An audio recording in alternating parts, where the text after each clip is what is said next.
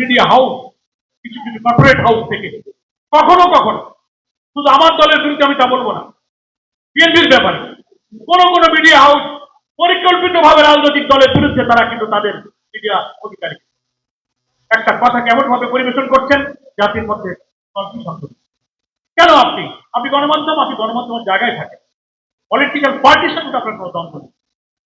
সেই জন্য media house, corporate house যাদেরকে নিয়ে অনেক সিন্ডিকেট হয় দুনিয়ার এবং দেশের রাজনীতির বহু জিনিস, শেষ রাত্রে মিডনাইটে গিয়ে অনেক মিডিয়া হাউসে চা খেতে খেতে বহু কিছু হয়, সেটা ষড়যন্ত্র হতে পারে, জাতির কল্যাণও হতে পারে। কিন্তু এই জায়গাটায় যারা পত্রিকার মালিকানায় থাকবেন, সম্পাদকের দায়িত্বে থাকবেন, সিনিয়র রিপোর্টার থাকবেন, দেশকে থাকবেন, আমি মনে করি আসল দল মত রাজনৈতিক আদর্শের মধ্যে উঠে দেশ হোক আমাদের জন্য আসল টার্গেট। এই ডাইমেনশনে যদি আমরা যেতে পারি গণমাধ্যমের দায়িত্বে দায় নিয়ে যারা চলছি, তাহলে আমরাও রাজনৈতিক দলের নেতৃত্বে যারা আছি ইনশাআল্লাহ আমরা আশা করি সংশোধিত হব, মার্জিত হব, গণতন্ত্রের পথে আমাদের ভূমিকাকে বিকাশমান করতে পারবো। অপ্রতিরোধ মৃত্যু ভয়হীন চেতনা দিয়ে আমরা যেমন হাসিনার ফ্যাসিবাদকে রুখেছি, আবার সামনের একটি নিরপেক্ষ নির্বাচনের সম্ভাবনাকে যারা রুখে দিতে চাইবে, আবারও সেই মৃত্যু ভয়হীন চেতনা নিয়ে সেই নব্য ফ্যাসিবাদের উত্থানকে আমরা রুখে দেবো।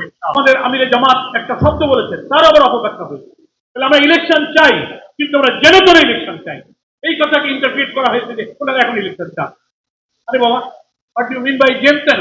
উনি জনগণ বলতে বুঝিয়েছেন আওয়ামী ফ্যাসিবাদী আমলে যেভাবে রাতে বাক্স ভর্তি করা হয়েছিল, ভোট কেন্দ্রে দখল করা হয়েছিল, ব্যালট কাটা হয়েছিল, সন্ত্রাস করা হয়েছিল, এই জাতীয় ইলেকশন উনি বলেছেন জেনতন ইলেকশন আমি চাই। তার অর্থ এই না যে আমরা নির্বাচন চাই না, নির্বাচন পিছাতে বলেছি, নট দ্যাট।